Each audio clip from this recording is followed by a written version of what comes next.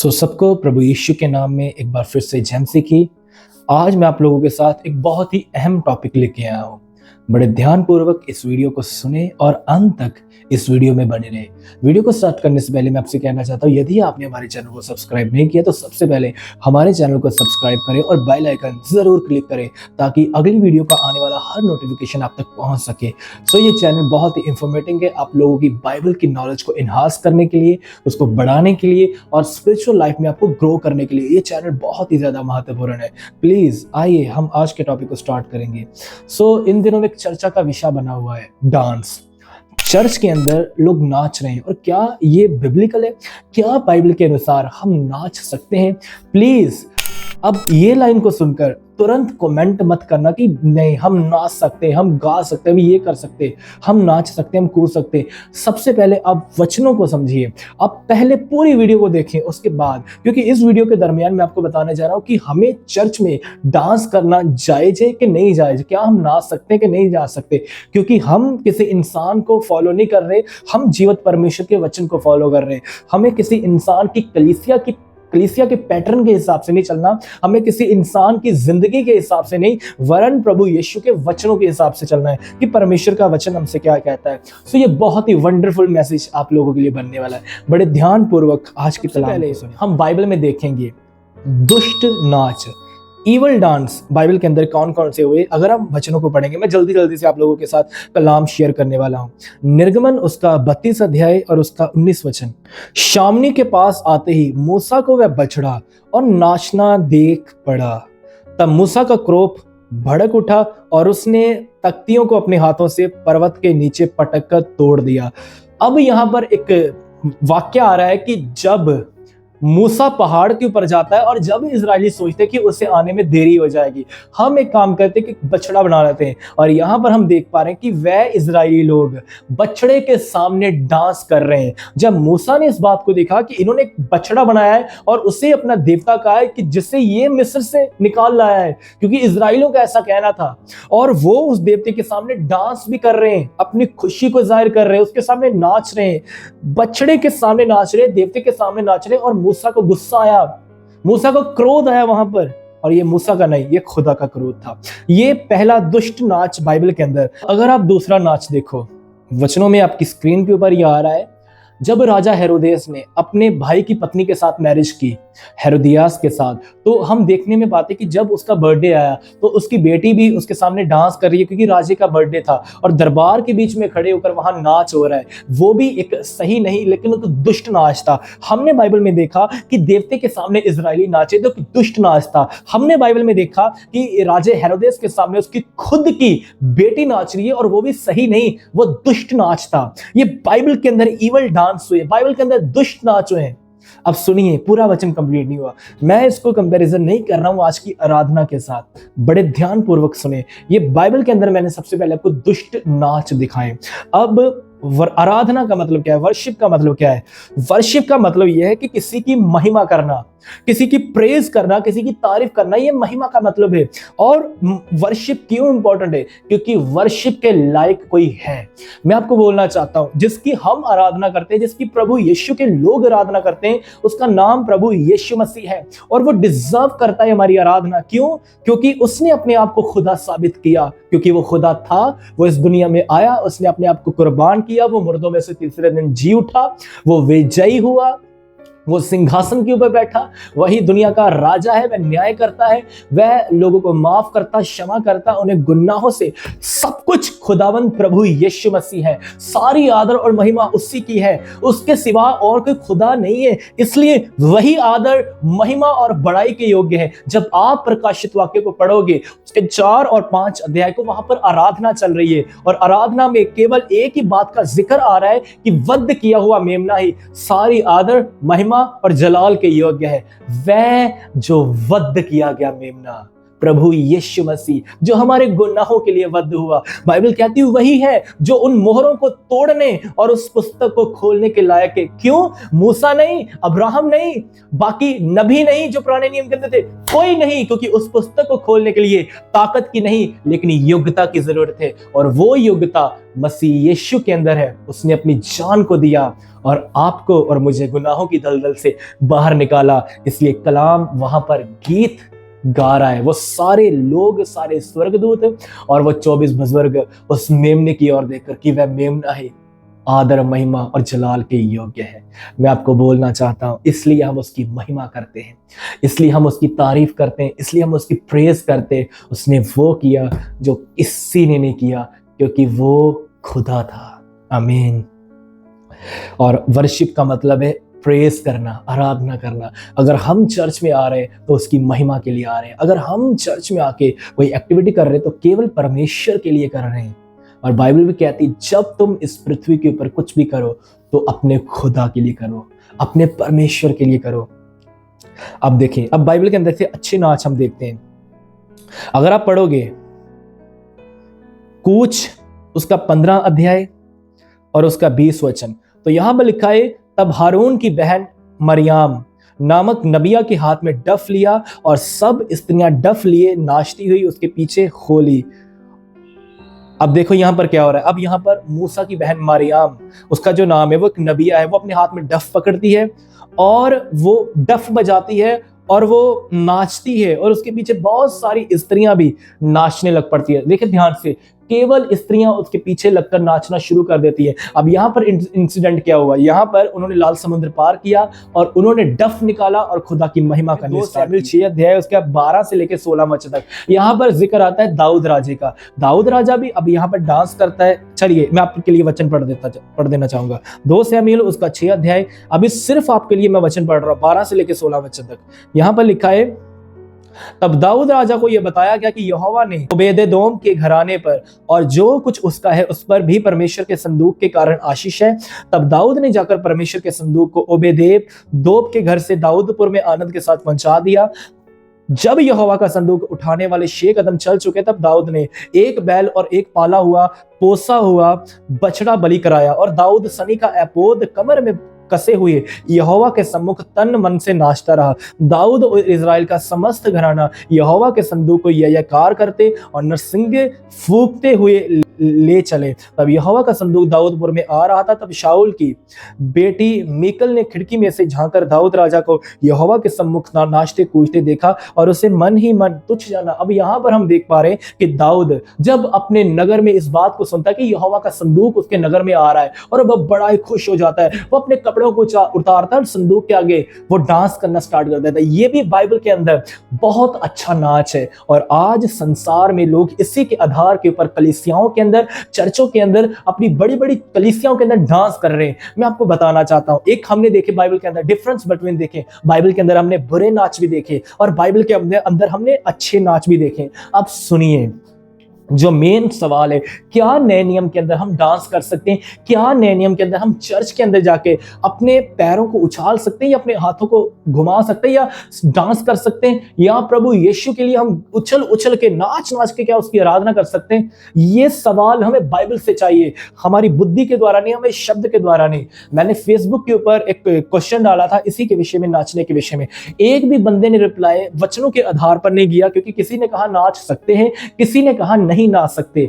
और आप भी प्लीज इन वचनों को सुनिए, बाद में आप कमेंट के अंदर अपनी राय को रख सकते हो, अपनी एडवाइस को रख सकते हो, या वचनों से आप पूछ सकती हो अगर कुछ पूछना है या कुछ कंफ्यूजिंग है, मैं आपकी कंफ्यूजन को क्लियर कर सकता हूं। अब देखिए, पुराना नियम एक साइड पे कीजिए, आपकी स्क्रीन के ऊपर भी आ रहा है, पुराना नियम एक साइड पे कीजिए और नया नियम एक साइड पे कीजिए।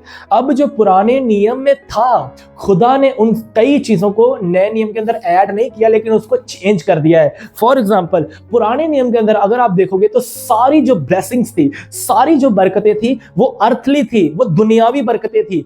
अब इजराइलियों को जो जमीन मिली वो धरती के ऊपर कनान थी, जो इजराइलियों को मन्ना मिला वो भी दुनियावी था, जो उनको बरकतें देने का वायदा किया गया वो भी दुनियावी थी। सारी चीजें इजराइलियों को अर्थली देने का खुदा ने वायदा किया था। मटेरियल थिंग्स, दुनियावी चीजें, दुनियावी बरकतें, दुनियावी आशीषें, ये पुराने नियम का सिद्धांत है। बाइबल में भी लिखा है पुराने नियम के अंदर कि यदि तू उसकी आज्ञाओं को मानेगा तो परमेश्वर तुझे बरकत पे बरकत देगा, लेकिन यदि तू नहीं मानेगा तो तुझे कर्ज मिलेगा, श्राप मिलेगा। ये पुराने नियम का प्रॉमिस है जो खुदा अपने लोगों से करता है। लेकिन नए नियम के अंदर क्या होता है? नए नियम के अंदर बरकतें। खुदा ने ठीक है, पहले तुम उसके धर्म और उसके राज्य की खोज करो, बाकी सारी वस्तुएं तुम्हें दी जाएंगी। जानी जो दुनियावी बरकतें हैं वो तुम्हें मिलेगी, खुदा ने कहा है वो तुम्हें मिलेगी। लेकिन सबसे पहले तुम्हारी डिमांड, तुम्हारी खोज ये नहीं होनी चाहिए, उसका धर्म और उसका राज्य होना चाहिए। और खुदा ने भी जो तुम्हें देने का वायदा किया है न्यू टेस्टामेंट के अंदर, वो अर्थली ब्लेसिंग्स नहीं है, वो स्पिरिचुअली ब्लेसिंग्स है। अगर आप पढ़ोगे अफसियों की पत्री उसका 1 अध्याय उसके 3 वचन को, तो लिखा है मसीह यीशु के बीच में हमें सब प्रकार की स्पिरिचुअल आत्मिक ब्लेसिंग प्रभु यीशु ने दी है। अब स्पिरिचुअल ब्लेसिंग का देने के लिए वायदा प्रभु यीशु ने हमसे किया है। क्यों? दुनियावी चीजें क्यों नहीं? नहीं, नए नियम के अंदर कहां भी ये वायदा नहीं आता। अगर खुदा हमको दे रहा है दुनियावी चीजें, थैंक यू जीसस का, धन्यवाद प्रभु यीशु का, लेकिन ये वायदा नहीं है, ये वायदा डेविल का है। जब डेविल पहाड़ के ऊपर था उसने कहा मेरे आगे झुक, मैं तुझे सब कुछ दे दूंगा तुझे सब कुछ, लेकिन खुदा ने उसे इनकार किया। ये वायदा डेविल का है। प्रभु यीशु में आओ, तुम्हें ये मिल जाएगा, तुम्हें वो मिल जाएगा, तुम्हें ये मिल जाएगा। अब पुराने नियम की बरकतों को क्यों नए नियम के अंदर धकेल रहे हो, जबकि एक सच्ची आशीष प्रभु यीशु हमें मिल चुका है? क्योंकि ये प्रचार प्रभु यीशु का नहीं था। उसने अपनी स्टार्टिंग में ये प्रचार किया, मन फिराओ स्वर्ग का राज्य, एक ऐसा किंगडम जिसके बीच में हेवन आता है, हेवन की चीजें आती है, वो राज्य तुम्हें देने का वायदा किया गया है। खुदा ने कहा उस राज्य की खोज करो। दूसरे नंबर के ऊपर बरकतें। तुम पहले ये प्रीच क्यों कर रहे हो? ये प्रचार यीशु का नहीं है, ये प्रचार किसी और ही यीशु का है। जैसे संत पौलुस कहते हैं कि वो प्रचार जो हमने नहीं किया, लेकिन कोई और ही सुसमाचार है। This is not a real gospel but this is another gospel, जिसकी बात संत पौलुस अपनी पत्रियों के अंदर करता है, क्योंकि पहाड़ के ऊपर डेविल ने भी ये सेम प्रीचिंग की। अब हमारा क्वेश्चन ये नहीं, हमारा क्वेश्चन है पुराना नियम और नया नियम, अंतर क्या है? पुराने नियम में सारी बरकतें दुनियावी हैं और नए नियम के अंदर सारी बरकतें आत्मिक हैं। अब आगे सुनिए, जो पुराने नियम के अंदर मंदिर था वो परमेश्वर ने अपने लोगों के द्वारा, उनके हाथों के द्वारा बनवाया था। अब आप देखें, अगर यरूशलेम का मंदिर था तो वो खुदा ने अपने लोगों के हाथों के द्वारा बनाया और परमेश्वर उस मंदिर के अंदर अपनी महिमा को उतारता था, उस मंदिर के अंदर निवास करता था। लेकिन अब नए नियम के अंदर मंदिर कौन है? प्रभु यीशु का कलाम कहता है तुम्हारी देह पवित्र आत्मा का मंदिर है। हम है वो मंदिर, हम है वो टेंपल जो खुदा ने वायदा किया कि तुम वो मंदिर हो, जैसा खुदा ने कहा है। अब आगे हम एक बात देखते हैं, पुराने नियम के अंदर भजन संहिता उसका 149 और उसका 3 वचन, यहां पर लिखा है वह नाचते हुए उसके नाम की स्तुति करें और डफ और वीणा बजाते हुए उसका भजन गाएं। अब ये पुराने नियम के अंदर वचन है कि वह नाचते उसके नाम की स्तुति करें और डफ और वीणा बजाते हुए उसका भजन गाएं। अब देखें, मैं पिछली जो अब मैंने आपको कहानियां बताई अच्छे नाच के बारे में, हम पीछे जाते हैं, हम उसको फिर से चर्चा में लेके आते हैं। जैसे मूसा की बहन मरियम का डांस, उसने कैसे डांस किया? उसने डफ निकाला और उसने नाचना स्टार्ट किया। लेकिन सुनिए, सबसे पहले उसके पीछे जो होली है वो सब स्त्रियां थी, कोई पुरुष नहीं था, लेकिन सारी स्त्रियां थी। और उसने एक ही बार डांस किया, उसने उसको ट्रेंड नहीं बनाया, उसने उसको मनोरंजन का साधन नहीं बनाया, उसने एक ही बार डांस किया। लेकिन मुझे बस समझ में नहीं आता, अब पुराने नियम में जी रहे हो कि आप नए नियम के अंदर जी रहे हो? बताएं, किसमें आप चल रहे हो, किसमें आप जी रहे हो? क्या प्रभु यीशु ने जो आपको सिखाया वो इंपॉर्टेंट है कि जो दाऊद ने पुराने नियम के अंदर लिखा वो इंपॉर्टेंट है? आप कहोगे कि ब्रदर आप कैसी बातें कर रहे हो, पुराना नियम भी इंपॉर्टेंट है और नया नियम भी इंपॉर्टेंट है। चलिए ठीक है, मैं आपकी बात से एग्री हो जाता हूं, लेकिन आपको वो सारे काम करने पड़ेंगे जो फिर पुराने नियम के अंदर लिखे हैं। फॉर एग्जाम्पल, बलिदान करना। क्या आप करोगे बलिदान? निकाल के लेके आओ बछड़े को और करो बलिदान, लेके आओ एक जानवर को, उसको करो सैक्रिफाइस, उसको काटो, उसके लहू को प्रभु यीशु के आगे कुर्बान करो। क्या प्रभु यीशु मसीह आपके उस सैक्रिफाइस को कबूल करेगा? बिल्कुल भी नहीं। निकालो, करो ये काम। पुराने नियम के अंदर और भी काम थे, लड़ाइयां हुई थी, अब करो, आप फाइट करो, लड़ाई करो, युद्ध लड़ो, जबकि उसने ये कॉन्सेप्ट चेंज कर दिया है। ये कॉन्सेप्ट बदल दिया। बलिदानों का कॉन्सेप्ट भी बदल गया। बलिदान कौन हुआ? अब तुम अपने आप को बलिदान कर चले जाओ। सबसे पहले प्रभु यीशु ने बलिदान किया, अब तुम करो अपने आप को सैक्रिफाइस। क्या तुम कर सकते हो? मैं अगर बात करूं पुराने नियम के हिसाब से, तो तुम करो ना अपने शरीरों को, अपने जिस्मों को सैक्रिफाइस। तुम नहीं कर सकते, तुम नहीं कर सकते। दूसरे नंबर के ऊपर जो हमने बात की फाइट के बारे में, दाऊद राजा ने लड़ाइयां की, युद्ध लड़े वो लोग। क्या तुम लड़ोगे युद्ध? जबकि उसने कहा अब तुम्हारे युद्ध के हथियार शारीरिक नहीं है, जबकि उसने कहा तुम्हारी लड़ाई अब लहू और मांस से नहीं है। क्या तुम ये वचन को पूरा करोगे जो पुराने नियम के अंदर लिखा है? तुम ये कैसे कह देते हो कि पुराना नियम और नया नियम सेम है, जबकि खुदा ने उनमें से बहुत सारी चीजें बदल दी हैं। पुराने नियम के अंदर खतना होता था, क्या तुम करवाओगे वो खतना? क्या मसीह यीशु तुम्हारे लिए क्रूस के ऊपर चढ़ के तुम्हारा खतना बना? बताओ, क्या तुम उस कलाम को पूरा करोगे? नहीं, क्योंकि खुदा ने बहुत कुछ बदल दिया है। फिर तुम इस बात को भी समझो कि पुराने नियम की आराधना कुछ और थी और नए नियम की आराधना कुछ और है। मैं आपको एक्सप्लेन करूंगा। मैंने अभी किसी को रॉन्ग नहीं कहा, किसी को गलत नहीं कहा, अभी मैं सब कुछ एक्सप्लेन करूंगा। अब देखिए, मूसा की बहन मरियम नाची, उसने ट्रेंड नहीं बनाया, लेकिन उसके पीछे जो नाचने वाले थे वो केवल स्त्रियां थी। पुरुष क्यों नहीं नाचे? अगर ये बाइबल में कानून है कि नाचना इंपॉर्टेंट है, तो पुरुष क्यों नहीं नाचे? क्या उन्होंने ना नाच के पाप किया? क्या स्त्री अकेली नाची? क्या उन्होंने भला किया? वो अपनी खुशी से नाची और एक ही बार नाची। और देखें, उस समय का युग शरीरक था, बरकतें दुनियावी, सब कुछ दुनियावी, और उन्होंने अगर नाच लिया तो इस बात से कोई ज्यादा बड़ा मुद्दा क्रिएट नहीं होता कि वो भी नाचे तो हमें भी नाचना जरूरी है। हम क्यों उनकी लीक के ऊपर चल रहे? अब मूसा ने अपने भाई का विद्रोह भी किया था, मूसा की बहन ने अपने भाई का मूसा का विद्रोह भी किया था और परमेश्वर के द्वारा सजा को भी पाया था। क्या आप करोगे अपने पास्टर का विद्रोह? क्या आप करोगे अपने सीनियर्स का विद्रोह? करो वो सारे काम जो उन लोगों ने किया। आपको ये बात समझनी चाहिए। पुराने नियम के अंदर जो लिखा है, कई बार वो इतिहास है, प्रेरितों के कार्य में लिखा है कि वे सब अपनी जमीनें बेचकर प्रेरितों के चरणों में रखते थे। आप रखते हो अपने पास्टरों के चरणों में सारा धन और सारा पैसा? वो हिस्ट्री है। आप हिस्ट्री को दोहराने की गलती मत करो, इतिहास को दोहराने की गलती मत करो, वो इतिहास है। अगर हम बात करें मूसा की, अब देखें, सबसे पहले हम इस वचन को क्लियर करते हैं। जो पुराने नियम की आराधना शारीरिक है, शरीर में होती है, क्योंकि परमेश्वर का मंदिर कहीं और वो नाच कहां पर है? जहां पर लाल समुद्र दो भाग हुआ है। अभी तक मंदिर की स्थापना भी नहीं हुई। अब देखें नए नियम की आराधना। नए नियम के अंदर क्या होता है? इब्रानियां उसका 12 अध्याय और लिखा है उसके 28 वचन में क्या लिखा है, इस कारण हम इस राज्य को पाकर जो हिलने का नहीं, उस अनुग्रह को हाथ से ना जाने दे, जिसके द्वारा हम भक्ति और भय सहित परमेश्वर की ऐसी आराधना कर सकते हैं जिससे वह प्रसन्न होता है। कलाम कहता है एक ऐसी आराधना जिससे वह प्रसन्न होता है। क्या कभी आपने अपनी वर्शिप को चेक किया कि मेरी आराधना से मेरा परमेश्वर खुश होता है कि नहीं होता? मेरी आराधना से मेरा बनाने वाला खुश है कि नहीं? क्या कभी आपने परखा? हम ऐसी आराधना करें जिससे वह प्रसन्न हो। कलाम हमसे कहता है। अब ये कैसी आराधना है? लिखा है और भय सहित, डर के साथ उस खुदा की आराधना करो। क्या आपने कभी परखा कि आपकी आराधना के अंदर खुदा का फियर है, खुदा का डर है, खुदा की भक्ति है, खुदा का डर है, खुदा का खौफ है, खुदा का भय है? क्या आप ऐसे ही नाच रहे हो? क्या आपके नाचने के अंदर उसका डर आ रहा है? क्या आपके कूदने के अंदर उसका डर आ रहा है? अगर नहीं आ रहा तो ये नाचना कैसा नाचना हुआ? जिस नाच के अंदर परमेश्वर की महिमा नहीं, परमेश्वर का भय नहीं, और सिर्फ उसमें आपकी खुशी है और आपको पता लग रहा है कि आप नाच रहे हो, तो वो आराधना बिल्कुल नहीं है। पुराने नियम की आराधना शरीर में है, नए नियम की आराधना स्पिरिट में है। मैं आपको बहुत अच्छी एग्जांपल भी दे सकता हूं।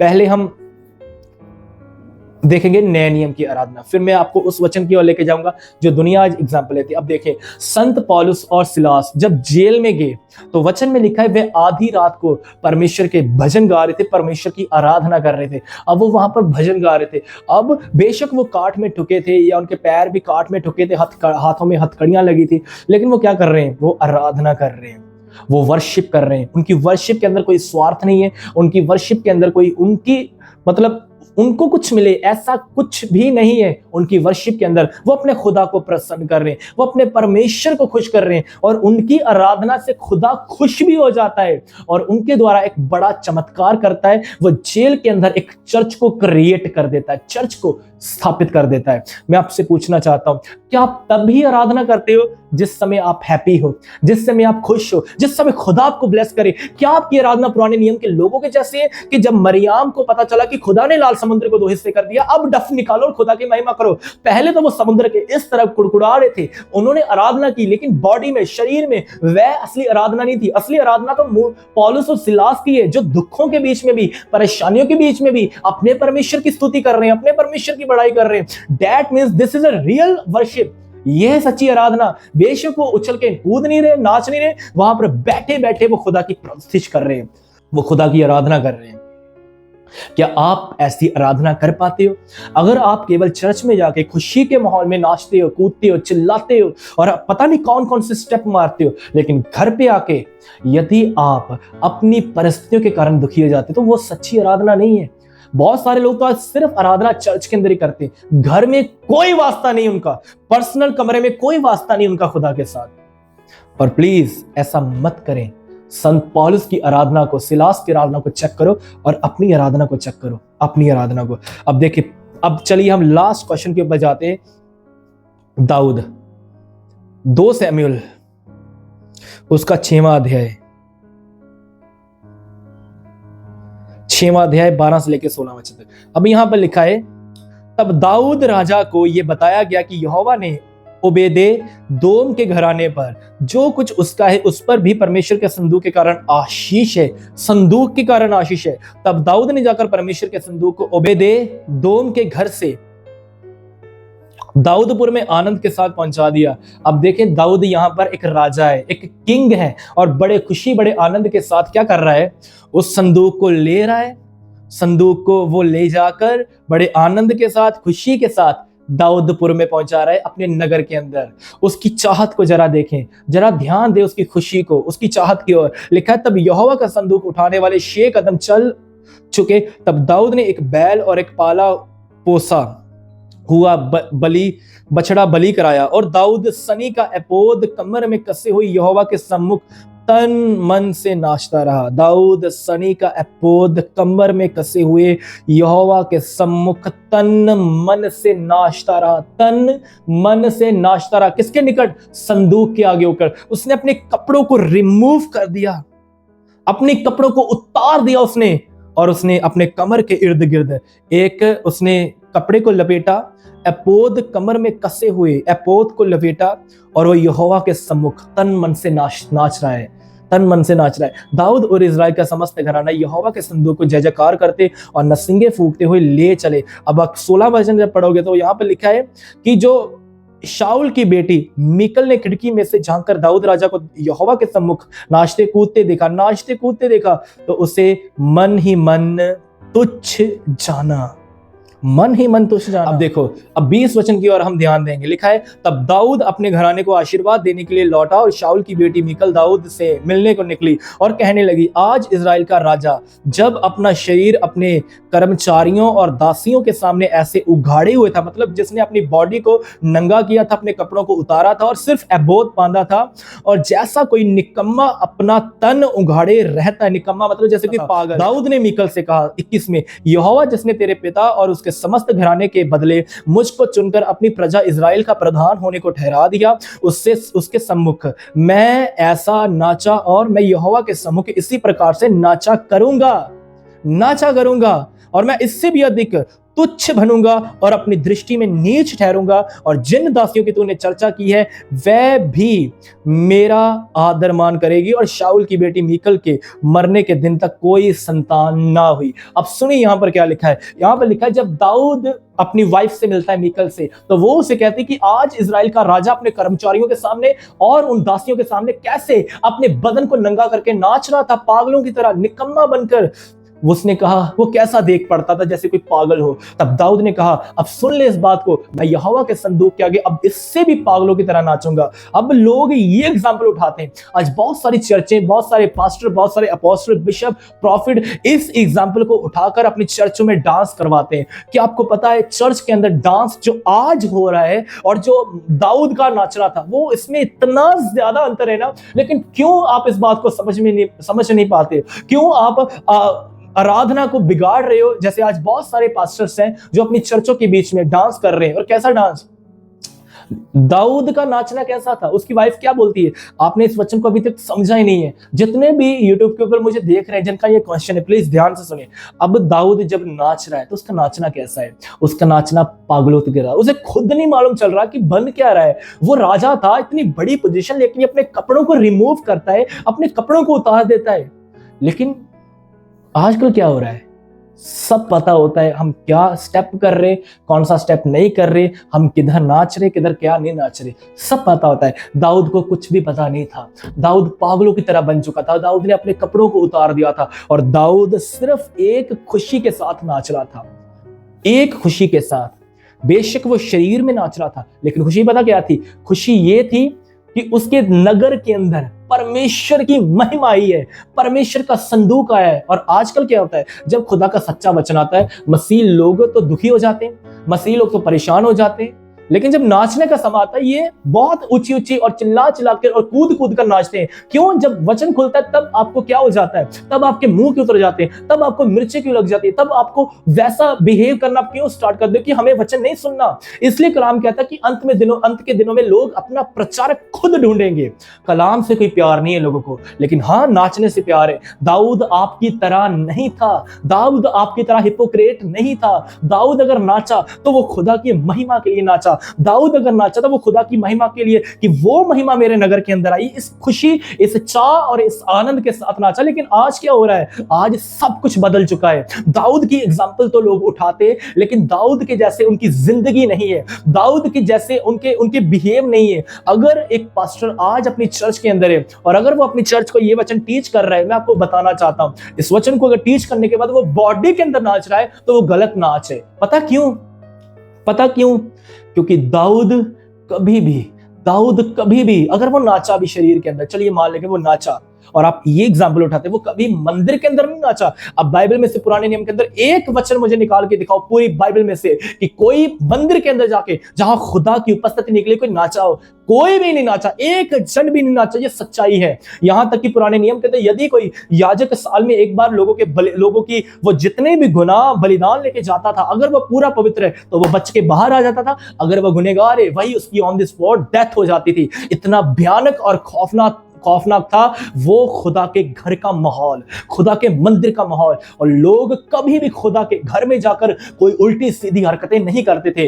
आप पढ़ो, जो हारून के दोनों बच्चे थे जो यहोवा के सामने एक नकली आग लेके गए, खुदा का वचन कहता है कि यहोवा ने उन्हें वहां पर ही जला के भस्म कर दिया। यहोवा के मंदिर में जिसने भी आकर गड़बड़ी पैदा की, छेड़छाड़ पैदा की, उसकी डेथ हो गई वहीं पर। आप पढ़ो, जब हन्ना को जो पास्टर था जिसका नाम एली था, आप उसकी ओर देखो, वो यहोवा के घर में बैठा था, लेकिन वो लालच के साथ बैठा था। कलाम कहता है वो चेयर से गिरा, उसकी गर्दन टूटी और वो मर गया। उसके दोनों बच्चे भी मर गए, क्योंकि मंदिर के अंदर गड़बड़ी पैदा हो रही थी। जब पुराने नियम के अंदर गड़बड़ी पैदा हुई मंदिर के अंदर, यहोवा के मंदिर के अंदर, यहोवा ने अपने क्रोध, अपनी सजा को भेजा। क्या आपने इन वचनों को नहीं पढ़ा? क्या आपने इन वचनों को नहीं पढ़ा कि अब नए नियम के अंदर कॉन्सेप्ट क्या है? अब नए नियम के अंदर जो आराधना है, जो नाचना है, वो आप बॉडी में नहीं कर सकते, कभी नहीं कर सकते, क्योंकि ऐसा नहीं है। अब नए नियम के अंदर ये नहीं चलता। इब्रानियों की पत्री 12 अध्याय अब कहता है कि वो आराधना अब भय और भक्ति के साथ होनी चाहिए, जैसे संत पौलुस और सिलास ने की। अब आप नए नियम की भक्तियों को देखें। क्या प्रभु यीशु ने कभी नाच किया? क्या प्रभु यीशु ने कभी डांस किया? क्या प्रभु यीशु ने सब्त के दिन जाकर किसी को उत्साहित किया, नाचो नाचो नाचो परमेश्वर की उपस्थिति में? जब वो पहाड़ के ऊपर जाता है तो पूरा बादल छा जाता है, मूसा और एलिया आते। क्या वहां पर पतरस नाचा? नहीं नाचा, वो तो गिर गए उसकी उपस्थिति में। और हम लोग क्या करते? उसकी उपस्थिति में जाकर आज नाचते हैं। अरे चलिए एक बात हम देख लेते हैं। दाऊद की तरह नाचना है ना, दाऊद की तरह नाचना है तो कपड़ों की परवाह मत करो खुदा की उपस्थिति में जाकर। दाऊद की तरह नाचना ना तो उतारो अपने कपड़ों को। दाऊद की तरह नाचना ना तो मत करो अपनी पोजीशन की परवाह। दाऊद की तरह नाचना ना तो लोगों से सुनो कि मतलब ये ऐसे हैं, ये वैसे हैं। दाऊद की तरह नाचो, लेकिन उसके नाचने को समझ लो वो नाचा क्यों। आज आप क्यों नाचते हो? बस अपनी खुशी में, अपनी शरीरकता में, अपनी बॉडी के अंदर। लेकिन दाऊद ऐसे नहीं नाचा था, दाऊद ऐसे नहीं नाचा था। लेकिन आज सब नाच रहे। और आज की मसीहत का नाचना देखो, स्टाइल कौन सा आ रहा है? दाऊद का आ रहा है, दाऊद का स्टाइल आ रहा है। बॉलीवुड और हॉलीवुड का स्टाइल आ रहा है। ये ऐसे करके पता लग रहा है हम ऐसे कर रहे हैं, ये ऐसे कर रहे हैं, ऐसे कर रहे हैं, ऐसे कर रहे हैं, ऐसे कर रहे हैं, ऐसे कर रहे हैं, कुछ भी कर रहे हैं। ये कौन सा स्टाइल है? क्या ये प्रभु यीशु ने आपको टीच किया? क्या ये प्रभु यीशु, क्या ये बाइबल के अंदर, इस कलाम मुकद्दस के अंदर क्या ये स्टाइल लिखा है? तुम पंजाबी गीतों वाला स्टाइल आज की आराधना में क्यों शामिल कर रहे हो? तुम हॉलीवुड और बॉलीवुड का स्टाइल आज की आराधना में क्यों शामिल कर रहे हो? देखो बॉलीवुड के अंदर क्या चलता है, जब अवार्ड फंक्शन चलते हैं वहां पर जो कैटरीना कैफ है, वहां पर जो पंजाबी जो भी एक्टर्स आ रहे हैं, जो भी एक्टर आ रहे हैं, क्या तुम एक्टर हो? क्या तुम एक्ट्रेस हो कि तुम खुदा की उपस्थिति में आकर तुम ऐसे नाच रहे हो? तुम जैसे पंजाबी सभ्याचारिक प्रोग्राम के अंदर लोग डांस करते हैं, तुमने भी वो शुरू कर दिया काम चर्च के अंदर। यानी ग्रुप बनाकर इंसान के ऊपर, जब इंसान चढ़ता है उसके घुटनों के ऊपर चढ़ चढ़ कर, उसके कंधों के ऊपर चढ़ चढ़ कर फिर ऐसे पंजाबी स्टाइल में, ये किधर से कॉन्सेप्ट आ गया चर्च के अंदर? क्या खुदा ने तुमको ये सिखाया? क्या तुम ऐसे गिरे हुए इंसानों पे तुम दूसरों को कॉपी करोगे? पता है हमारे खुदा की बात क्या है? वो कभी भी किसी का जूठा खाता नहीं है। हमारा खुदा पवित्र है, हमारा खुदा होली है। अगर आप मुझे जूठा दोगे, कई बार मैं भी उसको इनकार कर दूंगा, क्योंकि हम सबका नहीं खा सकते। हम इंसानों की फितरत है, हम सबका जूठन नहीं खा सकते। आपने ऐसा कैसा सोच लिया कि जो खुदा है उसका जूठन, आप किसी का जूठन उस खुदा को खिला दोगे? किसी का भी जूठा आप उस खुदा को दे दोगे? कैसे दे सकते हो? किसी के द्वारा की गई डांसिंग स्टाइल को आप खुदा की वर्शिप में कैसे ऐड कर सकते हो? क्या आपको लगता है ये खुदा ग्रहण करेगा? क्या आपको लगता है ये सही तरीके से नाचना है? जो पंजाबी स्टाइल में लोगों ने गाया, हिंदी स्टाइल में लोगों ने गाया अपने मुंह से, उसी ट्यूनिंग को, उसी चीजों को तुम बस खुदा का नाम जोड़ के तुम दे रहे हो। क्या खुदा तुम्हारी झूठी आराधना को और झूठे नाचने को लेगा? नहीं, कभी नहीं ले सकता। इस बात को समझ लो। ये सच्ची आराधना नहीं है जो आजकल चर्चों के अंदर नाच हो रहा है। बाइबल में साफ लिखा है ये रॉन्ग है, ये रॉन्ग है, ये रॉन्ग है। भक्ति अब भय के साथ होनी चाहिए, लेकिन आज के नाच के अंदर कोई भय नहीं है, कोई डर नहीं है। मैं किसी प्रचारक को फॉलो नहीं करता, पवित्र शास्त्र बाइबल को फॉलो करता हूं, जो बाइबल कहती है। इब्रानियों की पत्री में जब साफ लिखा गया है कि तुम्हें भय के साथ उसकी आराधना करनी है, तो तुम्हें इस बात की क्यों नहीं समझ में आती? संत पौलुस, सिलास, जितने भी भाई, प्रभु यीशु ने कभी नाच नहीं किया, प्रभु यीशु के चेलों ने कभी नाच नहीं किया। उन्होंने कभी ऐसा ये वाला सिस्टम कभी नहीं चलाया। नए नियम के अंदर अब मंदिर कौन है? मैंने आपको बताया, अब मंदिर हम हैं। जिस मंदिर के अंदर परमेश्वर अपनी महिमा को भेजता है। हबक्कूक 2 अध्याय और उसका 20 वचन को यहां पर लिखा, परंतु यहोवा अपने पवित्र मंदिर में है, समस्त पृथ्वी उसके सामने शांत रहे। कलाम कहता है यहोवा अपने पवित्र मंदिर के अंदर है। We are his living temple, हम उसका जीवित मंदिर है। खुदा हमारे अंदर रहता है, खुदा हमारे अंदर वास करता है। क्या आपको नहीं लगता कि खुदा आपके अंदर रहता है? अगर आपको नहीं ना यकीन कि खुदा आपके अंदर है, आपकी चर्च के अंदर, तो नाचो, जितना नाचना है नाचो।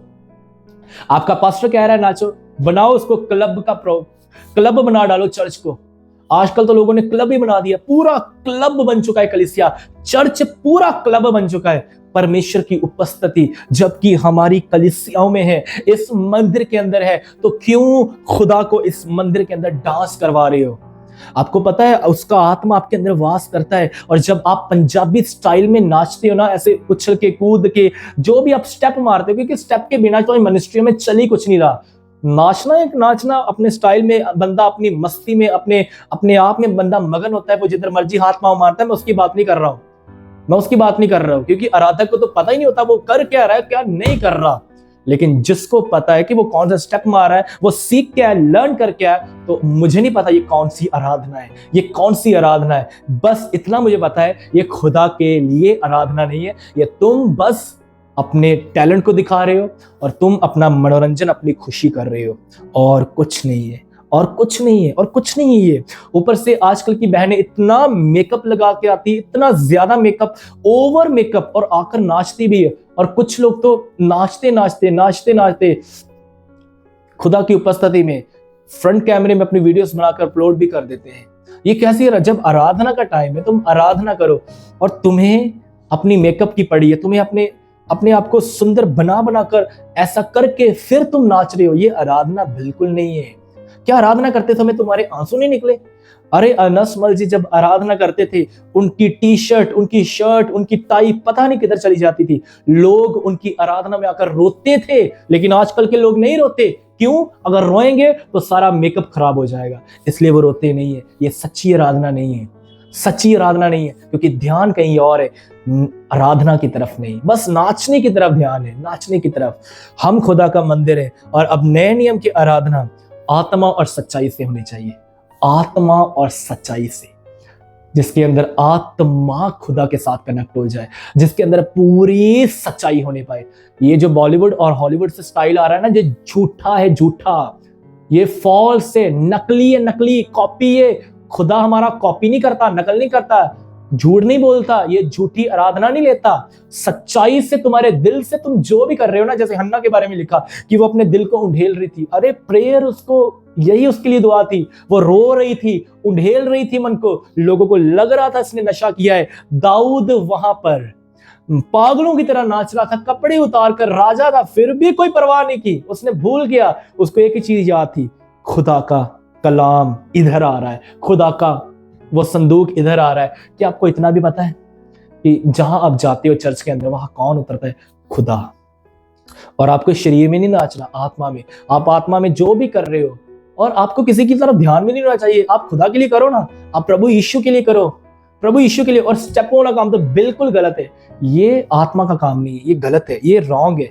खुदा ने कहा, अब संत पौलुस के एग्जांपल को देख, संत पौलुस ने कहा अब मैं क्या करूं? उसने कहा मैं बुद्धि से भी प्रार्थना करूंगा और आत्मा से भी प्रार्थना करूंगा। उसने कहा मैं बुद्धि से भी गाऊंगा और आत्मा में भी गाऊंगा, मैं बुद्धि में भी गाऊंगा और आत्मा में भी गाऊंगा। क्या संत पौलुस वहां पर लिखना ये भूल गया कि मैं आत्मा में भी नाचूंगा और बुद्धि में भी नाचूंगा? वहां पर उसने नाचने का जिक्र क्यों नहीं किया? वहां पर उसने सिर्फ और सिर्फ उसने गाने का और उसने प्रेयर का जिक्र किया। अब प्रभु यीशु को देख लो, उसने जब भी अपने दासों के द्वारा वचनों को लिखवाया, इब्रानियों के अंदर या कहीं और, उसने कहा जब भी आपस में इकट्ठे होते हो तो आत्मिक भजन गाया करो, परमेश्वर की स्तुति किया करो। लेकिन नाचने का कॉन्सेप्ट कहीं पर नहीं लिखा, कहीं पर नहीं लिखा नाचने का कॉन्सेप्ट। पर आज लोग दाऊद की एग्जांपल को लेते हैं। यदि आपने दाऊद की एग्जांपल को फॉलो करना ना, हालांकि इसका मतलब अभी तक पास्टरों को पता ही नहीं है कि वो नाचा क्यों। वो तो अपनी वाइफ के सामने तुच्छ गिना गया, और वो नाचा किसमें? खुदा की महिमा को देखकर। बॉडी के अंदर सिर्फ एक बार नाचा, एक बार नाचा, ट्रेंड नहीं बनाया। ट्रेंड क्यों बन रहा है? अगर आप कलीसिया के अंदर आके नाच रहे हो और किसी को इर्द गिर्द नहीं पता, प्रभु के दास नसमल जी कहते हैं जब आप आराधना कर रहे हो तब आपको लोग नजर नहीं आने चाहिए।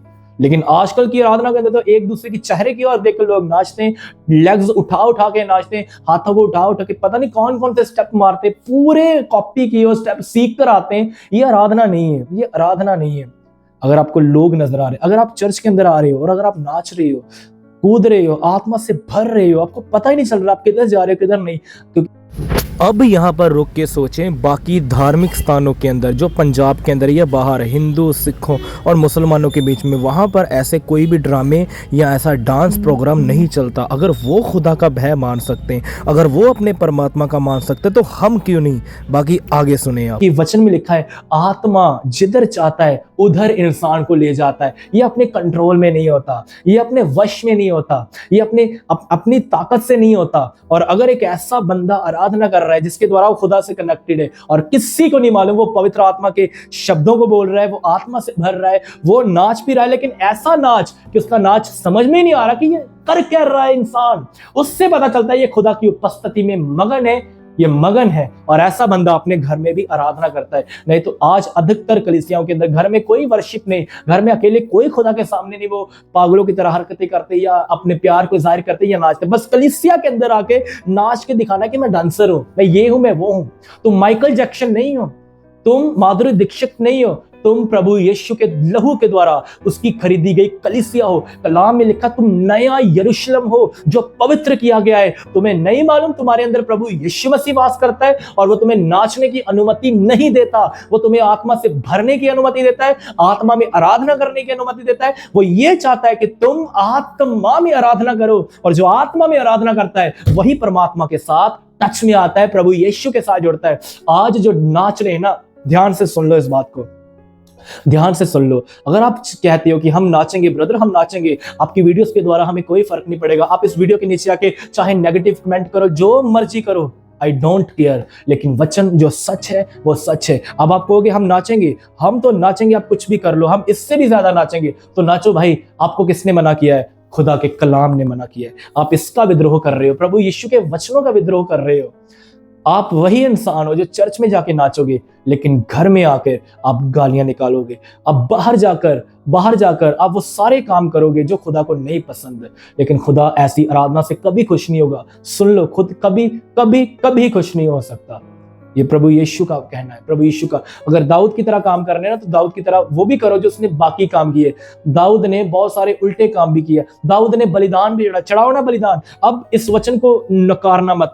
अगर तुम कहते हो कि दाऊद नाचा था, दाऊद ने बलिदान भी चढ़ाए, वो इंसान सच्चा आराधक हो ही नहीं सकता जो दाऊद की लीक पर नहीं चलता। जो दाऊद की एग्जाम्पल लेते, मैं उनको कह रहा हूं। सिर्फ अगर आप कहते हो कि दाऊद नाचा, हम भी नाचेंगे। दाऊद ने बलिदान किया, करो बलिदान। दाऊद का खतना हुआ, कराओ खतना। दाऊद ने लड़ाइयां लड़ी, लड़ो लड़ाइयां। अब इन वचनों को मत काट देना, पुराने नियम के अंदर से मत काट देना। ये वचन सच्चे हैं। हमें चर्च के अंदर डांस नहीं करना। ये पवित्र आत्मा की आराधना नहीं है, ये जिस्मानी शरीर की आराधना है। और सुन लो, ये सारा कॉन्सेप्ट जो बॉलीवुड और हॉलीवुड के अंदर आया, नाचना, गाना, चिल्लाना, कुछ भी, ये सब लूसीफर ने प्रोवाइड किया, जो स्वर्ग से गिराया गया। उसको पता है हेवनली माहौल कैसे क्रिएट करना है चर्च के अंदर, क्योंकि आज चर्चों के अंदर वो काम कर रहा है। बॉलीवुड के थ्रू उसने अपने मटेरियल को डाल दिया है और आप उसकी नकल कर रहे हो, उस शैतान की नकल कर रहे हो। सावधान हो जाएं। ये मैसेज आपके लिए एक वार्निंग बनेगा, ये मैसेज आपके लिए एक चेतावनी है। इसको शेयर करें, लाइक करें, सब्सक्राइब करें। यदि आप मेरे साथ सहमत हैं तो प्लीज़ इस वीडियो को ज़्यादा से ज़्यादा फैला दें, ताकि ये सच्चाई सब तक पहुंच जाए। जय मसीह की।